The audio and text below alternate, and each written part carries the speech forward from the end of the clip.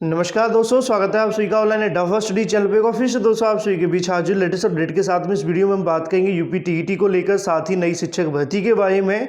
दूसरी तरफ 67,867 चयन सूची को लेकर चीज़ें देखने के लिए मिल रही हैं। साथ ही अगर बात करें थर्ड चयन सूची और साथ ही विद्यालय आवंटन के बारे में सारी अपडेट हम कवर करते हैं।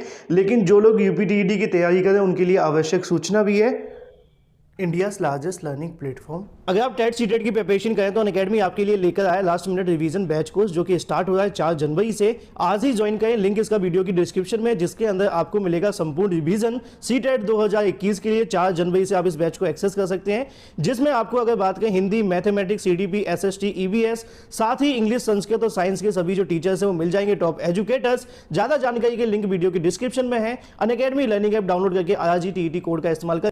साथ ही अनअकैडमी पर मेरा रेफरल कोड यूज करना बिल्कुल ना भूलें। इससे आपको free live classes, test series, साथ ही जो क्विज़ेस है वो बिल्कुल फ्री मिलेंगी। और अगर आप प्लस सब्सक्रिप्शन लेते हैं तो वहां पे आपको मिलेगा 10% का instant discount RRG TET code के साथ। अनअकैडमी प्लस में आपको मिलेंगे बहुत सारे फीचर्स। घर से बैठकर लाइव पढ़ सकते हैं, अनलिमिटेड एक्सेस कर सकते हैं सभी कोर्सेज पर, प्रैक्टिस टेस्ट अटेम्प्ट करने का मौका मिलेगा, सभी बैच को एक्सेस कर सकते हैं, मेंटरशिप एंड गाइडेंस भी मिलेगी, एग्जॉस्टिव कवरेज होगी सभी सिलेबस पर, रेगुलर डाउट क्लियरिंग सेशन भी होगा, साथ ही लाइव टेस्ट अटेम्प्ट करने का मौका मिलेगा, लाइव टेस्ट सीरीज भी होगी, स्टडी मटेरियल भी मिलेगा PDF फॉर्मेट में। ज़्यादा जानकारी के लिंक वीडियो की डिस्क्रिप्शन में है। अनअकैडमी पर TET प्लस सब्सक्रिप्शन अगर आप लेना चाहते हैं 1 मंथ, 3 मंथ, 6 मंथ और 12 मंथ के लिए, सभी प्राइजेस आपके सामने लिखे हुए हैं। सभी बैच को एक्सेस करने के लिए एक ही सब्सक्रिप्शन काफ़ी है। यूज़ करिए RRG TET कोड, इससे आपको मिलेगा 10% डिस्काउंट। तो सबसे पहले तो आप सभी को ढेर सारी शुभकामनाएं, नए साल की happy new year to all of you. वैसे तो सुबह शुभकामनाएं दे दी गई थी, लेकिन जिन्होंने सुबह का वीडियो नहीं देखा होगा उन सभी को हमारी तरफ से ढेर सारी शुभकामनाएं। लेकिन जैसा कि आप सभी को बताया कि नए साल के अंदर पहले ही दिन जानकारी देखने के लिए मिली 75,000 शिक्षक भर्ती को लेकर, जो कि अलग अलग विभागों के अंदर है। उसके बाद से तमाम अभ्यर्थियों के माध्यम से तमाम जो सवाल है वो पूछे गए। उसी क्रम में अगर हम बात करें यूपी टीईटी 2020 को लेकर, बहुत सारे अभ्यर्थी के मन में सवाल तो ये भी है कि वैकेंसी कब आने वाली है। जैसे कि जानकारी आप सभी को पहले दी गई कि LT गेट की जो वैकेंसी आने वाली लोक सेवा आयोग से, या फिर अगर हम बात करें जैसा कि आप सभी को पता TGT PGT जो विज्ञापन है वो आप सभी को TET से पहले देखने के लिए मिल जाएंगे। लेकिन इसके अलावा प्राइमरी और जूनियर शिक्षक भर्ती के जो विज्ञापन है वो यूपी TET के बाद ही आने वाले हैं। तो ऐसे में बहुत सारे अभ्यर्थी यूपी TET को लेकर पूछते हुए दिखाई दे रहे थे कि शासन की तरफ से मंजूरी कब तक मिलने वाली है।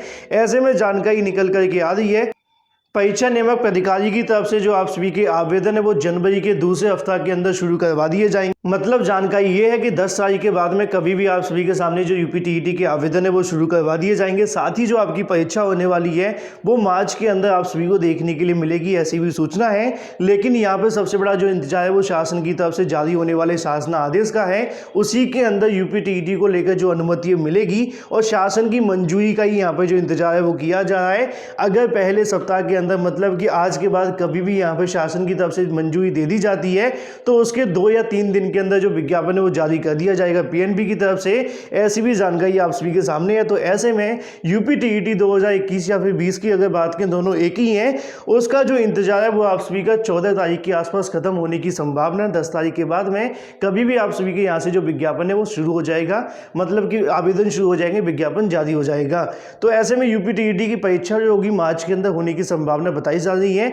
बाकी जैसी शासन की मंजूरी मिलती है उसके बाद में सारी तारीखें आप सभी के सामने स्पष्ट हो जाएंगी।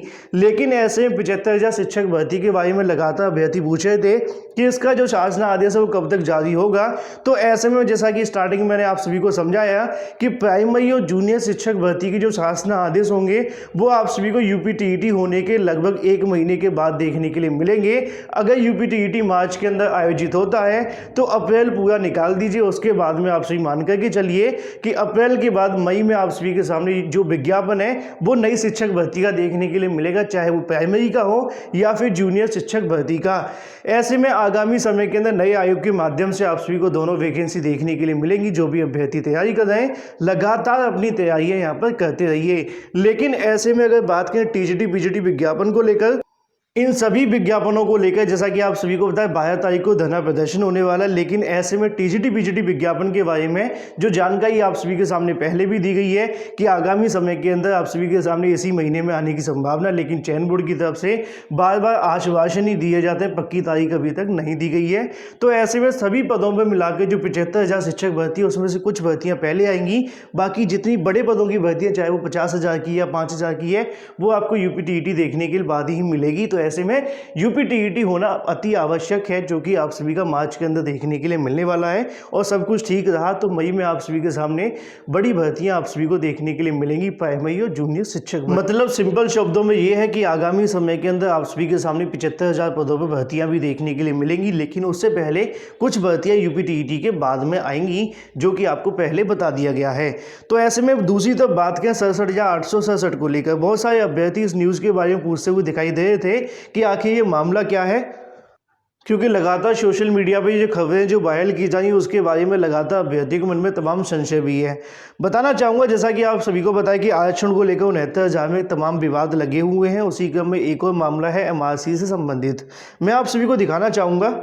अगर आप लोगों को याद होगा तो एनसीवीसी की तरफ से एक बार शिक्षक भर्ती पर रोक लगा दी गई थी, उसके बाद से मामला कहीं ना कहीं गड़बड़ हो गया। मतलब 31,000 हुई, उसके बाद में 37,000 हुई, तो ये कहीं ना कहीं जो रोक है वो पूरे तरीके से हट गई, भर्ती पूरी हो गई। लेकिन ये मामला शांत अभी भी नहीं हुआ। मामला नीचे आप सभी को देखने के लिए मिलेगा, यहाँ पे आप सभी के सामने आ जाता है कि 67,867 की विवादित अनंतिम चयन सूची जारी की गई। दावा किया गया कि सूची के अंदर आरक्षण अधिनियम 1994 की धज्जियां उड़ाई गई। उनका कहना है कि 50% के बाद से मतलब 34,589 के बाद चयन सूची में अभ्यर्थियों की जो जांच है वो की जा रही है, क्योंकि उनका कहना है कि यहाँ पर लगभग 7,149 अभ्यर्थी चयनित हुए हैं। तो उसी को लेकर यहाँ पे जो मामला है वो देखने के लिए मिला है। इसके बारे में लगातार अभ्यर्थी पूछ रहे थे कि सर ये मामला क्या है। ये मामला है एनसीवीसी का, उसी आरक्षण को लेकर यहाँ पे जो रिपोर्टें मांगी जा रही है। सभी बीएसए को दिल्ली बुलाकर एक एक जिले के बारे में जानकारी ली जा रही है। इससे पहले मैंने एक वीडियो बनाकर आप सभी को बताया भी था कि सभी अभ्यर्थी की जांच है वो की जा रही, किस प्रकार यहाँ पे आरक्षण को फॉलो किया गया है। ऐसे में जो बीएसए यहाँ पे उपस्थित हुए उनकी तरफ से जानकारी दी जा रही कि हमारे पास जो चयन सूची भेजी गई थी शासन प्रशासन की तरफ से, उसी का सत्यापन हमारी तरफ से करवाया गया है। मतलब ये है कि चयन सूची जो बनाई गई है वो यहाँ पे एनआईसी के माध्यम से देखने के लिए मिली है। तो ऐसे में कहीं ना कहीं उसी को लेकर जो मामला वो देखने के लिए मिला है। प्रदेश के सभी बेसिक शिक्षा अधिकारी को दिल्ली बुलाकर जातिवार वर्गवार चयनित अभ्यर्थियों का ब्यौरा लिया जा रहा है। मंडलवार बीएसए को बुलाकर अंतिम रूप से चयनित शिक्षकों की जो रिपोर्ट के आधार पर आगे की कार्रवाई आप सभी को यहां से देखने के लिए मिलेगी। प्रयागराज के बीएसए संजय कुमार कुशवाहा, साथ ही अगर बात करें मंडल के अन्य अधिकारियों को बुधवार को आयोग में रिपोर्ट प्रस्तुत की, साथ ही गुरुवार को सभी बीएसए रिपोर्ट जमा हो गई है। ऐसे में अगर बात करें बेसिक शिक्षा विभाग के अफसरों के लिए आयोग पहले से ही पेशी हो चुकी है। जैसा कि आप सभी को पता है सुनवाइयां भी देखने के लिए मिली थी। उसी क्रम में 69,000 भर्ती के अंदर अनरिजर्व की 34,589 सीटें, ओबीसी की 18,598, साथ ही अगर बात करें एससी अभ्यर्थी की 14,459 और उसके बाद में आती है एसटी अभ्यर्थी की सीटें। उन्हीं को लेकर जो मामला है वो देखने के लिए मिल रहा है। आयोग सभी बीएसए के माध्यम से वर्गवार चयनित अभ्यर्थी का ब्यौरा इकट्ठा करता हुआ दिखाई दे रहा है, क्योंकि यहाँ पर सरकार से ही मांगी गई थी वर्गवार चयन सूची, लेकिन उनकी तरफ से नहीं प्रोवाइड की गई। तो ऐसे में सारी जानकारी ली जा रही है। आगामी समय के अंदर इस पर आपको फैसला देखने के लिए मिल सकता है। तो जो अभ्यर्थी ये पूछते हुए दिखाई दे रहे थे कि 67,867 की चयन सूची के अंदर जो 34,589 का मामला है वो ये है कि उसके बाद में अभ्यर्थी जो चयनित हुए उनके बारे में जानकारी ली जा रही है। एनसीवीसी में पहले से 69,000 को लेकर तमाम सुनवाइयाँ हो चुकी हैं। अब डाटा कलेक्ट होने के बाद में क्या फैसला होगा, जो भी चीज़ें होंगी आप सभी के सामने देखने के लिए मिल पाएंगी, क्योंकि यहाँ पर सिर्फ अधिकारी उपस्थित हुए, इस वजह से सारी जानकारी स्पष्ट नहीं हो पा रही है। सिर्फ वहाँ पूछा जा रहा है किस प्रकार चयन किया गया है। तो ऐसे में सभी बीएसए से रिपोर्ट मांगी जा रही है। जल्द आप सभी के सामने चीजें देखने के लिए मिल जाएंगी। साथ ही बहुत सारे अभ्यर्थियों का यह भी पूछना था थर्ड काउंसलिंग को लेकर क्या प्रभाव पड़ सकता है, क्या इसकी वजह से मामला डिले भी हो सकता है। तो ऐसे में अभी तक इन मामलों को लेकर क्लियर नहीं किया गया कितना समय लगेगा, क्योंकि आप सभी को पता है एमआरसी की बात करें, 4% आरक्षण के मामले की बात करें, इनके मामले हाईकोर्ट के अंदर भी लगे हुए, लेकिन किसी प्रकार की भर्ती प्रक्रिया पर रोक नहीं है।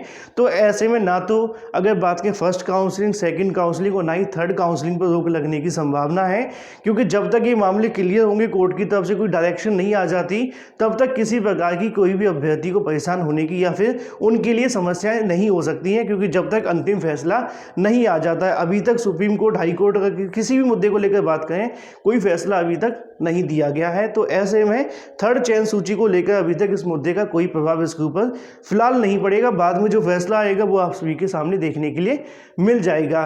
तो ऐसे में ये बात हो जाती थर्ड काउंसलिंग को लेकर। साथ ही 36,590 विद्यालय आवंटन सूची के बारे में जानकारी देखने के लिए मिल रही है। मैं आप सभी को बताना चाहूँगा, लगातार जो जानकारी लेने का प्रयास किया जा रहा है, ऐसे में आज कुछ बीएसए से मुलाकात हुई, उन जानकारी लेने का प्रयास किया गया।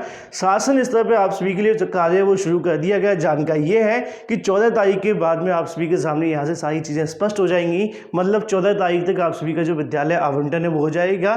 जल्द आप सभी के सामने सूची भी देखने के लिए मिलेगी, लेकिन उससे पहले आप सभी की चॉइस फिलिंग ली जाएगी।